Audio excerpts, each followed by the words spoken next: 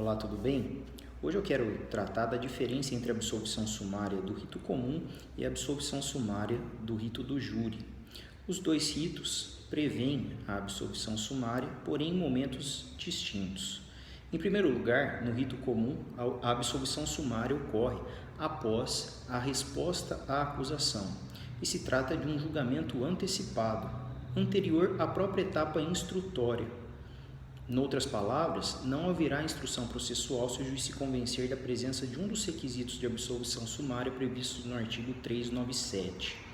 Em se tratando de rito do júri, que é bifásico ou escalonado, a absolvição sumária se situa na primeira fase, na fase do judicium accusationis. Essa que é uma fase marcada por se tratar de um filtro, um juízo de admissibilidade, que almeja submeter ao Poder Judiciário o crivo sobre o que será ou não submetido, numa segunda etapa, ao Tribunal do Júri e, em especial, ao Conselho de Sentença, aos jurados. No rito do júri, o juiz, ao final da primeira fase, depois de instruir o feito, produzindo provas em juízo, e essa é uma grande diferença em relação ao rito comum, o juiz, depois de produzir provas na primeira fase, pode proferir uma dentre 4 decisões que já foram bastante exploradas por mim com os alunos: a pronúncia, a impronúncia, a desclassificação ou a absolvição sumária. Perceba, portanto, que o juiz de direito, na primeira fase do rito do júri, pode absolver, subtraindo dos jurados aquela competência constitucional para o julgamento em regra dos crimes dolosos contra a vida.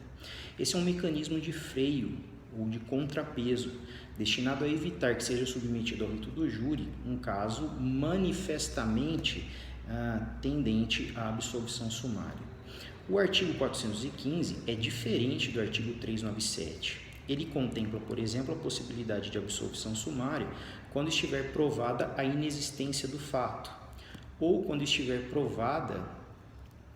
cabalmente provado que o réu não é o autor do fato.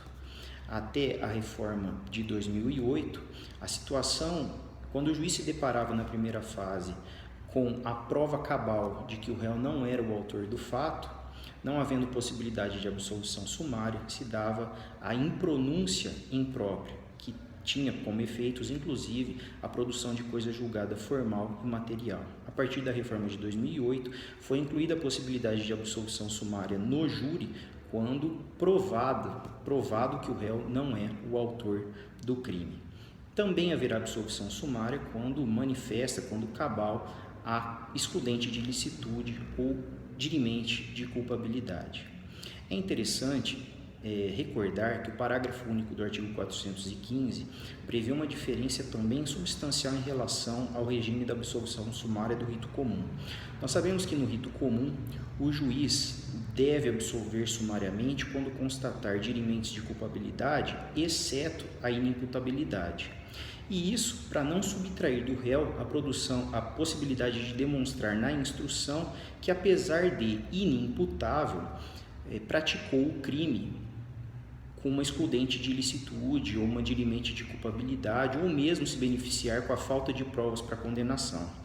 No regime da absolvição sumária do rito comum, portanto, o juiz não deve absolver sumariamente quando se constatar a inimputabilidade. Isso para não suprimir, como já dito, a possibilidade de defesa e demonstração para o juiz que a absolvição pode se dar por motivo diverso e mais benéfico. Lembremos também que a absolvição em razão da inimputabilidade invariavelmente levaria à imposição de medida de segurança, o que de alguma forma, não deixa de ser um modo de privação da liberdade baseada na periculosidade, já que submete o sujeito a um tratamento ambulatorial ou mesmo a uma internação em um hospital de custódia. Por outro lado, se a gente estiver tratando da absolvição sumária do rito do júri, o juiz poderá absolver sumariamente quando a inimputabilidade for a única tese defensiva. Se não houver outra tese defensiva que possa ser levada ao conhecimento dos jurados ou que conduza à absolvição sumária no próprio rito do júri, como por exemplo a demonstração cabal da excludente de ilicitude, o juiz em se tratando de única tese defensiva a inimputabilidade, poderá absolver sumariamente, sendo essa, portanto, uma diferença muito clara entre o regime jurídico do artigo 397 e do 415. Além disso, e por último, eu gostaria de lembrar, agora em especial no rito do júri, que o recurso cabível contra a absolvição sumária é a apelação e não mais o recurso em sentido estrito, previsão que foi extraída do artigo 581 pela reforma de 2008, não havendo nenhuma discussão em relação a isso. O recurso cabível é a apelação. Um outro aspecto que eu gostaria de sublinhar é que essa decisão produz coisa julgada tanto formal quanto material, impedindo a rediscussão dos fatos. Por derradeiro, eu gostaria de tratar de um assunto bastante importante, um pouco mais aprofundado e que nem sempre é lembrado, que é a questão do crime conexo ao delito doloso contra a vida que foi objeto de absolvição sumária. Se o juiz absolve sumariamente, ele não deve ingressar na análise ou no julgamento do delito conexo. O correto é que ele aguarde o recurso voluntário das partes, até porque o tribunal pode reformar essa decisão.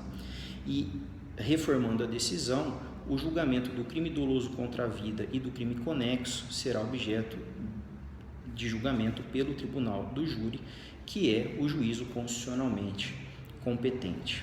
Ok? Então, em relação ao crime conexo, o juiz que absolve sumariamente deve se manifestar apenas sobre o delito doloso contra a vida, deixando de apresentar qualquer fundamentação referente ao crime conexo.